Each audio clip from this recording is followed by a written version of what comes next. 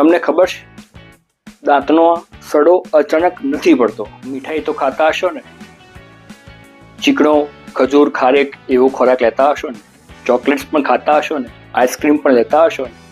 બસ, તો આ બધો ખોરાક ખાવાના કારણે જ સડો ડેવલપ થાય છે. પીઝા, ચીઝ, આ બધી ફૂડથી જ આ બધી વસ્તુઓ દાંત ઉપર સ્ટિક થાય છે, એસિડ બને છે અને એ એસિડ તમારા દાંતના સ્ટ્રોંગ ઇનેમલને ખાય છે. તો મિત્રો, આ બેક્ટેરિયાને રિમૂવ કરવા માટે 2 ટાઈમ ખાસ બ્રશ કરવાનું રાખો. રેગ્યુલર તમારા નજીકના ડેન્ટિસ્ટને અથવા જેને પર તમને વધારે ટ્રસ્ટ હોય એવા જગ્યાએ મુલાકાત લો. ત્યાંથી તમને સાચું સલાહ મળશે. હાઇજીન જેટલું ક્લીન રહેશે એટલું જ તમારા માટે સારું છે. તો ખાસ તમે એના ઉપર ફોકસ કરજો. હું ડૉક્ટર મિહિર રાવલ, સેવાર્ટ ડેન્ટલ અને સેવાર્ટ સ્માઇલ હાઈટેક ડેન્ટલ હોસ્પિટલમાંથી.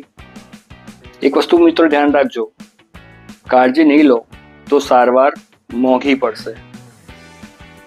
વધુ ટિપ્સ માટે ફોલો કરતા રહેજો સેવાર્ટ ડેન્ટલ યુટ્યુબ ચેનલને અને સેવાર્ટ smile hi tech dental hospital Instagram પેજને પણ ખાસ લાઇક કરજો. Bye bye, take care.